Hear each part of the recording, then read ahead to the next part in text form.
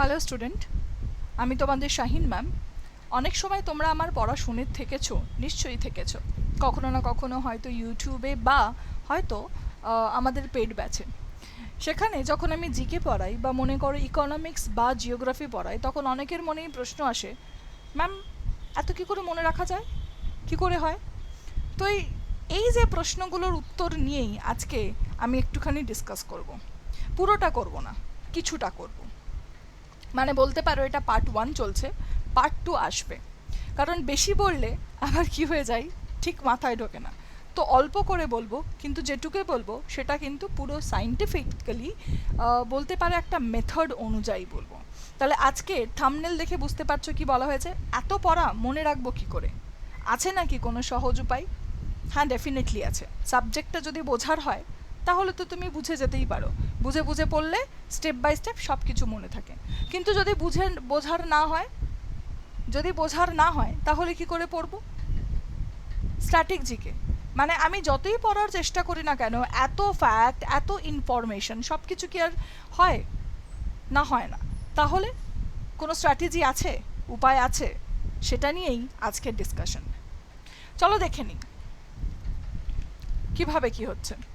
তো এখানে আজকে ওটারই সামারাইজ ফরম্যাটে যদি বলি, কি বলি আমি সবসময় বলি যে বেশি পড়ো না, মানে সব পড়তে হবে সেরকম কিছু নয়, তবে স্মার্ট ওয়েতে পড়ো। যেরকম এর আগের দিন আমি তোমাদের একটা কথা বলেছিলাম, আশা করি তোমরা মনে রেখে দিয়েছো। সেখানে আমি বলেছিলাম যে তোমরা কিভাবে প্রিপারেশন নেবে। অনেকে কি করে প্রিপারেশন নিতে আরম্ভ করে দিল, কিন্তু প্যাটার্ন জানে না, সিলেবাস জানে না। তাহলে সেটা কি স্ট্র্যাটেজিক্যালি হলো? না। তাহলে সবার আগে আমাকে কি জানতে হবে? সিলেবাস জানতে হবে, যে কোন সিলেবাসে আমি পড়ছি। ডাব্লিউবিসিএস এর সিলেবাস নাকি ব্যাংকের সিলেবাস, দুটো তো হিউজ ডিফারেন্ট, মানে সবকটা আলাদা। তাহলে সিলেবাস দেখব। শুধু সিলেবাস দেখলে হবে না। কেন? কারণ এসএসসি সিলেবাস, ডাব্লিউবিসিএস এর সিলেবাস ওভারঅল কিন্তু সেম, কিন্তু ডাব্লিউবিসিএস এর কোয়েশ্চেন্স প্যাটার্ন আলাদা, আর আমাদের এসএসসির মানে স্টাফ সিলেকশনস কমিশনের কোয়েশ্চেন্স পেপার আলাদা। দুটোর লেভেলেরও তারতম্য আছে। তাহলে করবোটা কি? তার মানে সিলেবাসের পরে আমাকে যেটা দেখতে হবে, যে পরীক্ষাটা দিচ্ছি তার প্রিভিয়াস ইয়ার কোয়েশ্চেন্স পেপার করলে তখন আমরা প্রপার কি বানাতে পারবো, একটা প্যাটার্ন তৈরি করতে পারবো। এইভাবে প্রশ্নগুলো এখানে আসে। যখনই আমি প্যাটার্ন ডিফাইন করে নিতে পারবো, সঙ্গে সঙ্গে আমাদের পড়াটা নর্মাল স্টাডি থেকে কি হয়ে যাবে, স্মার্ট স্টাডি হয়ে যাবে, স্মার্ট টেকনিক হয়ে যাবে, রাইট? এবং তারপরের যে টিপসগুলো আছে সেটাই আজকে নিয়ে এসেছি, tips for more effective learning. তো আজকে যেটা আমি তোমাদের দেখাবো এরপরে দুটো স্লাইড পরে, সেটা কিন্তু সম্পূর্ণ আমার হাতে তৈরি করা মানে আমি আজকে তোমাদের জন্য ড্র করে পুরো ব্যাপারটা বোঝানোর জন্য এনেছি। কি বোঝাবো আজকে? দেখো, how can I easily memorise, মানে আমি খুব ইজিলি কিভাবে মেমোরিতে রাখতে পারি সমস্ত কিছু। ওরা যে স্টুডেন্টও জিজ্ঞেস করে, ম্যাম এত কিছু কী করে মনে থাকে? তার পিছনে কারণও আছে। কি কারণ এবার সেটা দেখাবো। সেইগুলোই আমি ফ্যাক্টও বলবো আর রিসার্চ পার্টও বলবো। অ্যাকর্ডিং টু দ্য নিউরোসায়েন্টিস্ট এবং লার্নিং এক্সপার্ট যারা আছে, মানে নিউরোসায়েন্টিস্ট এবং লার্নিং এক্সপার্ট, তারা কি বলছে, there are actually various technique that can help you to increase your memory power. মানে তোমার মেমোরি পাওয়ারটাকে বাড়ানোর জন্য সত্যিই কিন্তু টেকনিক আছে, সত্যিই টেকনিক আছে। আর সেই টেকনিকগুলো এখানে কয়েকটা আমি লিখে রেখে দিয়েছি। Spaced repetition and space your study, এটা একটা। ফাইন্ড ইয়োর ওন স্টাইল, এটা একটা। তারপর হচ্ছে Pomodoro technique, focus, exercise, meditate and Converse. তারপরে কি বলা হয়ে যাচ্ছে, 30% read, 40% recite and instant self test. আজকে যে কটা অ্যারো দেওয়া আছে দেখতে পাচ্ছ, সেই কটাই আমি কিন্তু তোমাদের বোঝাবো যে কি করে তোমরা এই টেকনিকগুলোকে নিজের মধ্যে ইনবিল্ড করে তারপর কি করতে পারো, নিজের পড়াশোনাটাকে স্পেস আপ করতে পারো, বা বলতে পারো যে খুব স্পিডি ওয়েতে নিয়ে যেতে পারো। দেখো, অনেকের অনেক টেকনিক থাকে, স্বভাবতই অনেকের অনেক টেকনিক থাকে।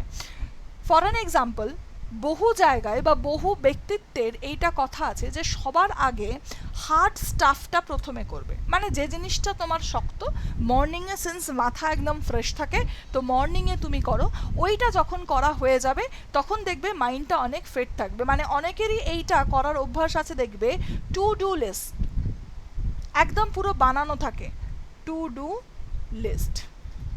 এই টু ডু লিস্টে এরকমভাবে পরপর পরপর চেক দেওয়া থাকে যে আজকে আমি এটা করবো, এটা করবো, এটা করবো। এবং প্রথমেই যখন আমি ঘুম থেকে উঠছি তখন এনার্জিটা কি হাই লেভেলের থাকে, তাই না? এটা একদম বাস্তব কথা। চাটা খাওয়ার পর ঘুমটা একটুখানি রিফ্রেশ রাখছে, ভালো লাগছে, বাহ ভালো কথা। হ্যাঁ, ঘুমটা হতে হবে, এটাও কিন্তু কন্ডিশন। রাত দুটোই যে সময় ঘুমিয়ে আমি যদি 5টার সময় উঠে যাই তাহলে সেক্ষেত্রে খুব একটা এফেক্টিভ হবে বলে আমার মনে হয় না। যাই হোক, টু ডু লিস্ট অনেকের মতে এই টু ডু লিস্টে কী করে দেওয়া হয়, সবার প্রথমে যেটা হার্ড পার্ট থাকে সেইটা করে নেওয়া হয়। কেন? কারণ বলে যদি আমি এইটা সলভ করে নিই, মানে পড়াটা অ্যাকচুয়ালি সলভ নয়, পরীক্ষার ক্ষেত্রে আলাদা হয়ে যায়। আমি কিন্তু এখানে পড়ার টেকনিক বলছি, আমি পরীক্ষার টেকনিক বলছি না। পরীক্ষার টেকনিকে অন্য, পড়ার টেকনিকে যদি বলো তাহলে সেটা আমার মতে পরীক্ষার টেকনিকের থেকে আলাদা হয়। যদিও এটা আমার ব্যক্তিগত মতামত, আমি বলছি পরীক্ষা এবং পড়া কিভাবে আলাদা হয়। দেখো, পরীক্ষার যদি কথা বলো, পড়ার যদি কথা বলো, তাহলে তুমি যদি শুরুতে, যেরকম আমার হিস্ট্রি ভালো লাগে না, কিন্তু সকালবেলা উঠে আমি কি করতে পারি, হিস্ট্রিটাকে নোটেড ডাউন করতে পারি একটুখানি মাইন্ড ম্যাপের থ্রু দিয়ে, এরকম step by step by step by step by লিখে আমি সামারাইজ করে দিলাম। যখনই তুমি এইটা 3বার হোক 4বার হোক একটুখানি বুঝতে পারবে, তখন না দেখবে তোমার মনে একটা, মানে কি বলবো, সুন্দর স্মাইল আসবে, মানে আপ্লুত হয়ে গেলে। যেটা আমার ব্যক্তিগতভাবে, আমি বারংবার বলছি, এটা আমার ব্যক্তিগত পাঠ। ইভেন বিদেশেও এই কথাটাই বলে, অনেকেই বলে।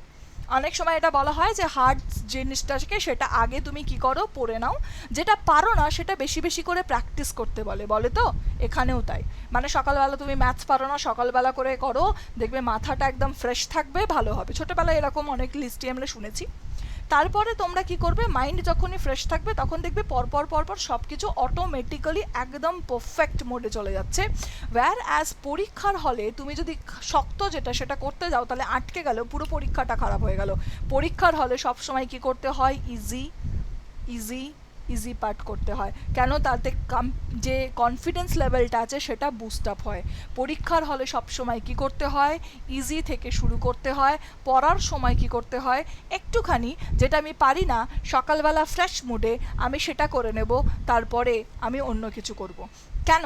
এর পিছনে যে লজিকটা বলা হয়, মানে আমার টিচার যারা ছিলেন তারা আমাদের এইভাবেই বলেছিলেন যে পরীক্ষার সময় সব সময় এইভাবে করবে আর পড়াশোনার সময় এইভাবে। আমি আমার টিচারের থেকে যেটা শিখেছি আমি আমার শিষ্যদের আমি চাইবো সেই রকমইভাবে বলতে, তাই বলছি। কিসের জন্য? আমি এক্সাম্পল দিচ্ছি। মনে করো আমার ম্যাথসটা ভালো লাগে না, ওয়্যার অ্যাজ আমার জিওগ্রাফিটা পছন্দের। আমি রোজ সকালবেলা উঠে জিওগ্রাফি, আমাকে এই দুটো সাবজেক্টই পড়তে হবে। রোজ সকালবেলা কি বলছে, জিওগ্রাফি পড়ো, জিওগ্রাফি পড়ো, জিওগ্রাফি পড়ো। ঠিক এই যে জিওগ্রাফি পড়তে বলছে, জিওগ্রাফি পড়তে বলছে, আমি পড়ছি পড়ছি পড়ছি পড়ছি, এটাতে আমি পুরো একদম পিএইচডি করে ফেললাম, এক্সপার্ট হয়ে গেলাম। And what about maths? এটা কিন্তু আমার কি হয়ে যাবে, পিছিয়ে যাবে। যত আমি পিছিয়ে যাব তত তো খারাপ। পাস তো আমাকে দুটোতেই করতে হবে।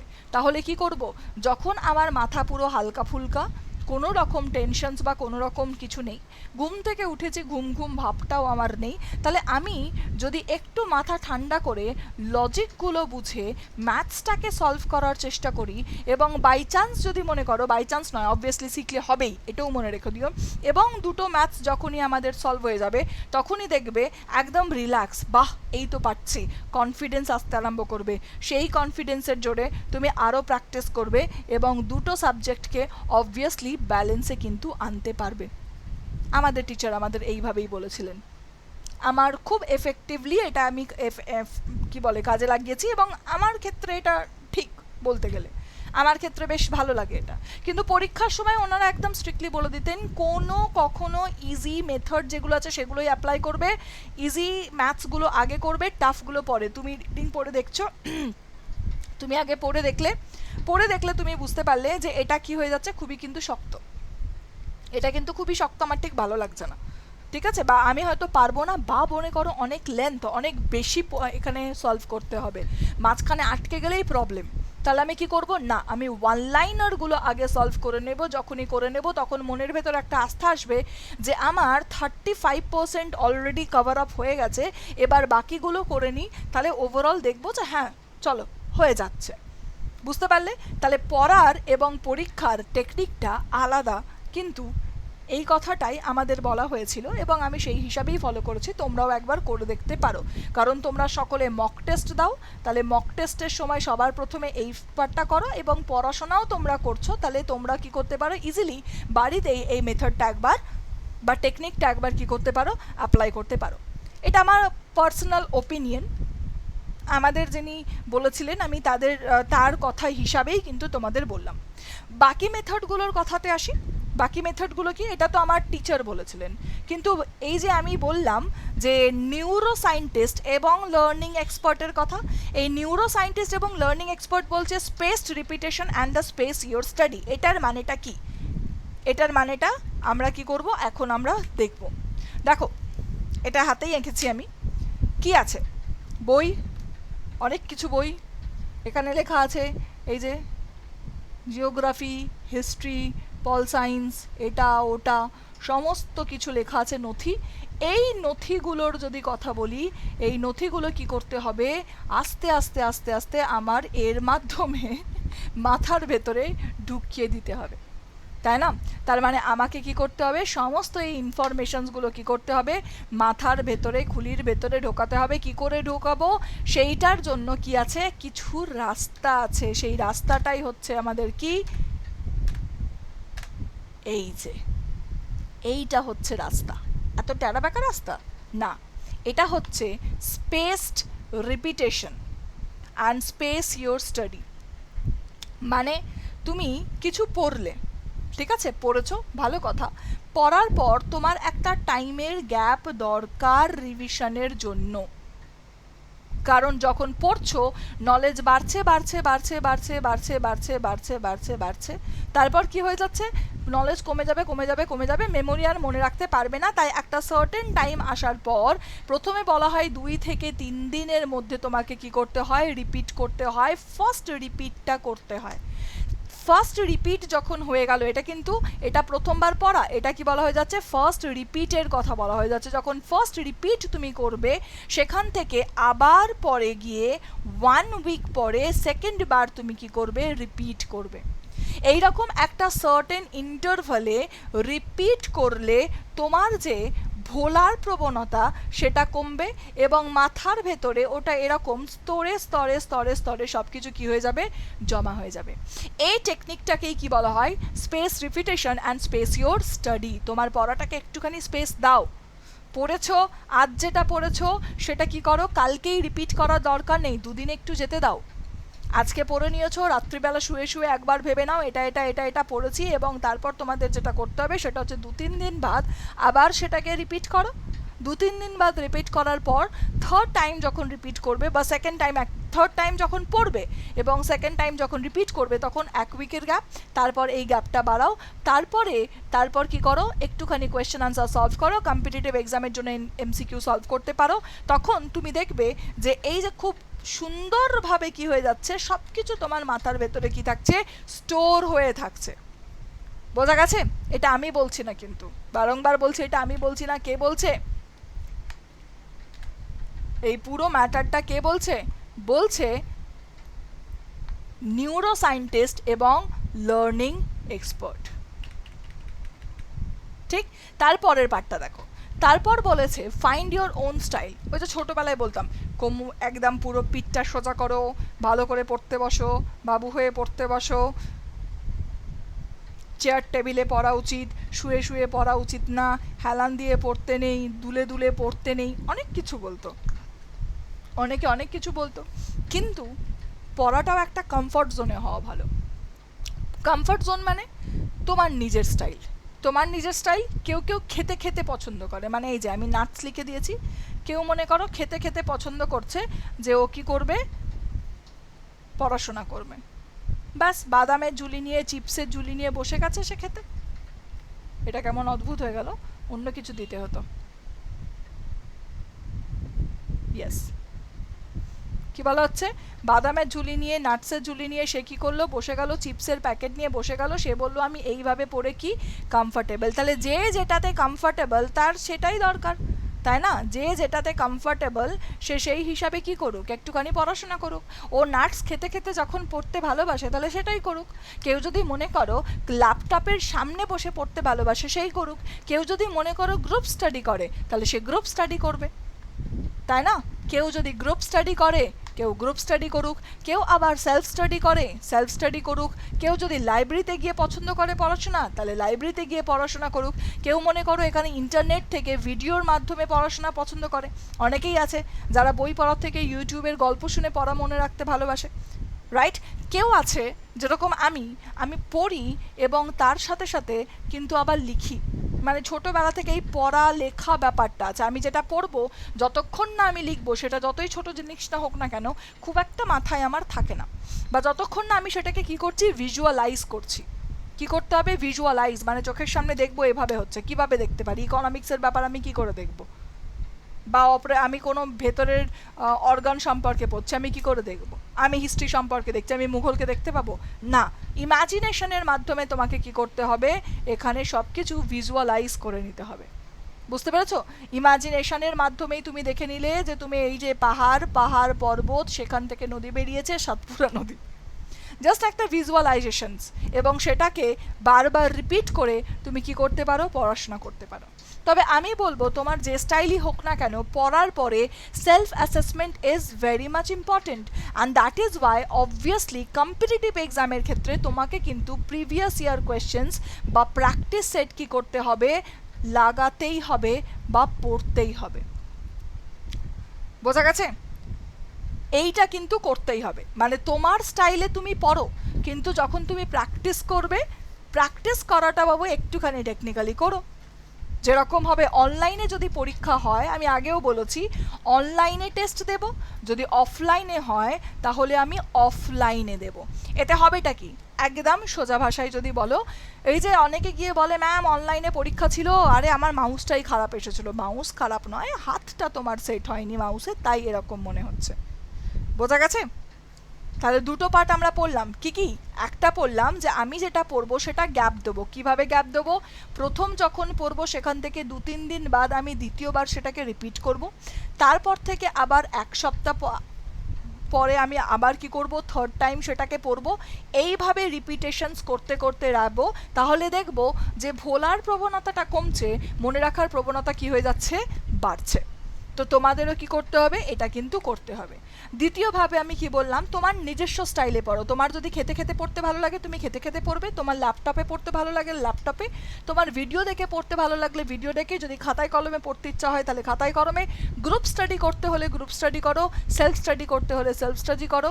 যেভাবে তোমার মনে হচ্ছে হ্যাঁ এইভাবে আমার হচ্ছে, আমি সেইভাবেই করব। ইভেন সবাই কিন্তু তাই বলে যে পড়াটা তুমি বেসিক্যালি কি করে করবে সেটা তোমার। অনেকে বলে ম্যাম একটা টাইম টেবিল বানিয়ে দিন। আমার টাইম টেবিলের সাথে তোমার টাইম টেবিল মিলবে না তো, কখনো মেলে না। আমার হয়তো দুপুর দুটোই খিদে পায়, তুমি হয়তো পুরো 1:30তে খাবার খেতে অভ্যস্ত, বা মনে করো তোমার 12:30টার সময় খাবার দিয়ে দিতে হয়, তাহলে কি করে হবে? আমি একদম ভোরবেলা উঠতে অভ্যস্ত, কেউ হয়তো ভোরবেলা উঠতেই পারে না, তাহলে অভ্যাস সকলের আলাদা আলাদা, তাহলে টাইম টেবিলও আলাদা। তো টাইম টেবিল যেরকম নিজের হতে হয়, পড়ার স্টাইলটাও কিন্তু সেরকমই হতে হবে। আশা করি বুঝতে পারছো, এবং এইভাবেই তোমরা কিন্তু কি করবে, নিজেকে একটুখানি সাজিয়ে গুছিয়ে নেবে। তারপরের পার্টে দেখো, এখানে যেটা বলেছে এটা একটা সায়েন্টিফিক মেথড কিন্তু, পোমোডরো টেকনিক। এই পোমোডরো টেকনিকটা কি, আমি এখানে কি এঁকেছি দেখো, বই। বেসিক্যালি এই বইটা আমার ওপেন আছে, এই বইটা আমার কিন্তু ক্লোজড আছে, তাই না? এখানে আমি দিয়েছি কত, 25 মিনিট, আর এখানে আমি দিয়েছি 5 মিনিট। দরকার পড়লে এটাকে রিপিট করবে, 25-এর জায়গায় তুমি অন্য কিছু করো। তবে ইন জেনারেল সায়েন্টিফিক্যালি যেটাকে বলা হয় 25 থেকে 35 মিনিট থেকে 45 মিনিট ইজ এনাফ, মানে 35 থেকে 40 মিনিট তোমাকে রাখতে হবে, আর তারপর 5 মিনিট থেকে 7 মিনিটের একটা গ্যাপ রাখতে হবে। এই গ্যাপটা কিসের জন্য, সেই টেকনিকটার কথাই কিন্তু তোমাদের বলা হয়ে যাচ্ছে, that which is called your pomodoro technique. কি বলা হচ্ছে, ইট ইজ পোমোডরো টেকনিক। এটার মানেটা কি, এই পোমোডরো টেকনিকটা বলতেটা কি বোঝায়? পোমোডরো টেকনিক বলছে অ্যালার্ম সেট করে রাখো বা টাইমার চালিয়ে রাখো, সেখানে তুমি একটা ছোট্ট বিষয়কে পড়া স্টার্ট করো। এই জন্যই দেখবে যে বইগুলো আছে সেগুলো কিন্তু কন্টেন্ট হিসাবে ভাগ করা, মানে অনুচ্ছেদ নাম্বার 1, অনুচ্ছেদ নাম্বার 1.1.1, অনুচ্ছেদ নাম্বার 1.1.2, এইভাবে চলে কি চলে না? সিমিলার 1.2 চলে, তারপর চলতে চলতে দ্বিতীয় অধ্যায়ে যখন এসে যায় তখন হয়ে যাচ্ছে 2.1.1, এইভাবে চলে। বুঝতে পারলে? তাহলে দেখো এই যে ভাগগুলো আছে সেই ভাগগুলোর মধ্যে থেকে দেখে নাও কানেক্টিং লিঙ্ক তুমি কোথায় পাচ্ছ একবার রিডিং পড়ে, এবং সেই হিসাবে একটা টাইম বাউন্ডেশন তুমি করে নাও পুরো পাক্কা 25 মিনিট, বা তার থেকে একটু বেশিও করতে পারো 35 মিনিট। ঠিক এই 25 মিনিট থেকে 35 মিনিট তুমি কি করলে? বইটা খুলে পড়লে, লজিক্যালি বুঝে বুঝে বা ফ্যাক্টগুলোকে বুঝে বুঝে, বা যদি নর্মাল হয় তাহলে কি করবে? ওভারঅল একটা কানেকশন বানানোর চেষ্টা করবে নিজে নিজে পড়লে। পড়ে সেই যে কানেক্টিং নট যেগুলোকে বলা হয়, গিন্ট বাঁধা কানেক্টিং নট, এই কানেক্টিং নটগুলোকে কি করবে? এই 5 মিনিটে মনে রাখার চেষ্টা করবে, মনে করার চেষ্টা করবে। This is call your pomodoro technique. বুঝতে পারলে আমি কি বললাম? মানে আমি পড়ছি যে ক্লাসিক্যাল ডান্স, আমি একটা সিম্পল এক্সাম্পল দিচ্ছি, আমি পড়ছি ক্লাসিক্যাল ডান্স, রাইট? এই যে ক্লাসিক্যাল ডান্স, আমি কি করলাম? সবার প্রথমে দেখলাম ক্লাসিক্যাল ডান্স কাকে বলে সেই সব লিখেছে, ঠিক? কটা ক্লাসিক্যাল ডান্স আছে সেটা লিখেছে, কোন স্টেটে কোন ক্লাসিক্যাল ডান্স আছে সেটা দেখলাম, এবং নিজে থেকেই অন্য কারোর টেকনিক নয়, নিজের টেকনিকে দেখলাম কিভাবে কি মনে রাখতে হয়। আচ্ছা এটা এই সাল, এটা করলে তবে সেটাকে ক্লাসিক্যাল বলতে পারবো। আচ্ছা এই দেশে এইটা, দেশে ইন দ্য সেন্স এই স্টেটে এটা, এই স্টেটে এটা, তাহলে এইটার সাথে জড়িত এইটা, যা সিম্পল। মণিপুর, মণিপুরি, ওডিশা, ওডিসি, তারপর আসাম, আসামের বিহুর সাথে গুলিয়ে ফেলে, আসামের বিহু হচ্ছে ফোক, আর সত্রিয়া হচ্ছে আমাদের কি? ক্লাসিক্যাল। তাহলে ওই যে আচ্ছা এটা গুলিয়ে ফেলে লোকে, তাহলে আমাকে মনে রাখতে হবে বিহু ফোক, বিহু ফোক, এইভাবে করে নাও। এই যে এই রকমভাবে এক একটা নিজের মাথায় ঢুকিয়ে ঢুকিয়ে, বা কানেক্টিং নট যেটাকে বলা হয়, গিন্ট বাঁধা, এক একটাকে কি করছো? এরকম নট ক্রিয়েট করছো। সেই নট ক্রিয়েটের মাধ্যমে তুমি কি করলে? এই 25 মিনিট ফ্যাক্টগুলোকে নিজের মাথায় ঢোকালে, এবং তারপর তুমি কি করলে?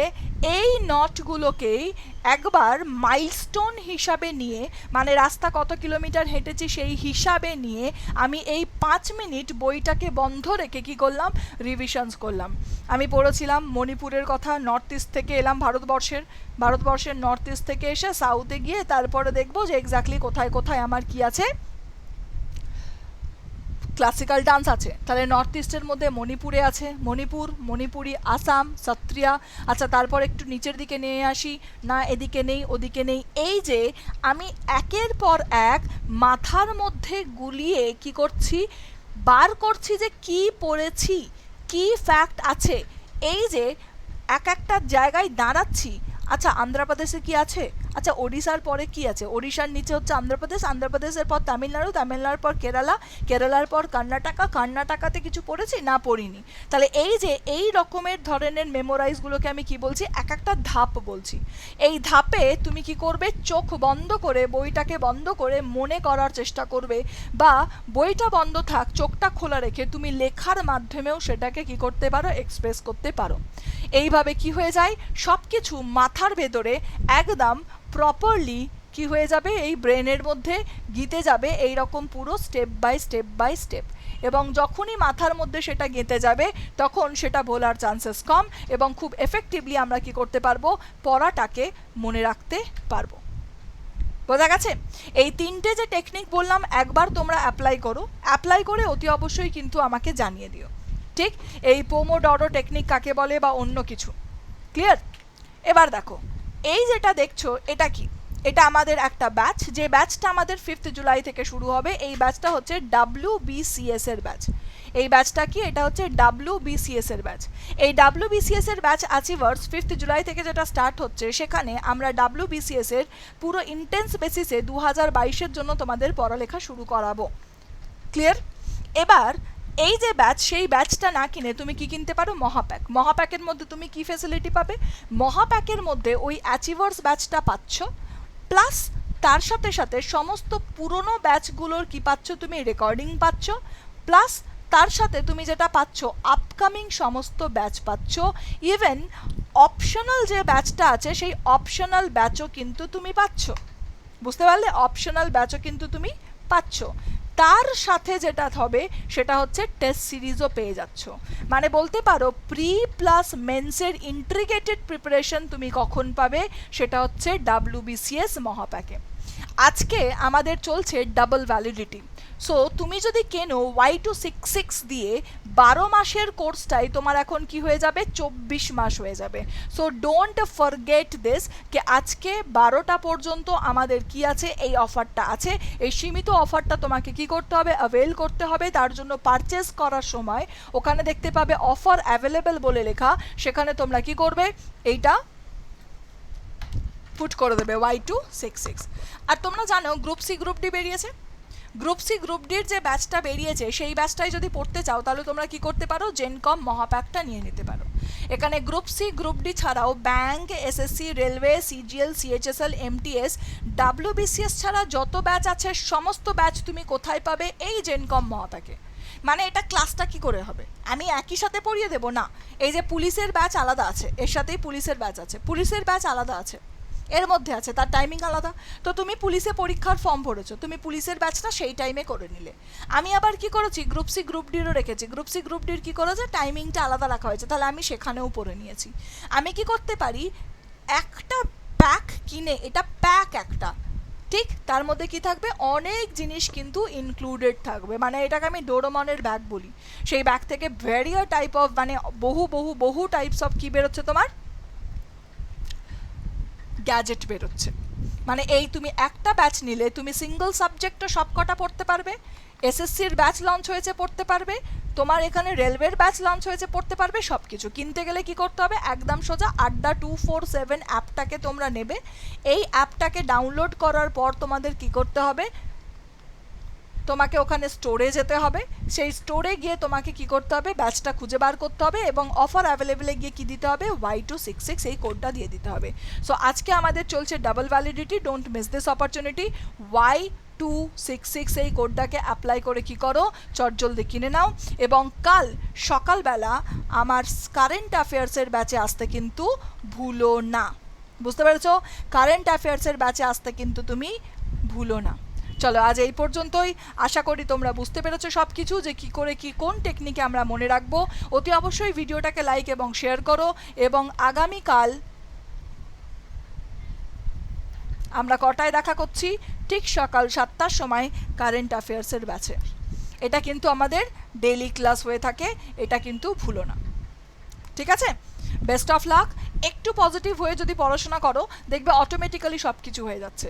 এবং আমি বলবো অন্য কোনো কথাই কান দিও না, যে আরে ভ্যাকেন্সি বেরোবে কি না, কীভাবে বেরোবে, আদৌ বেরোবে কি না, এইসব নেগেটিভ কথাবার্তা থেকে একটু হলে দূরে থাকো।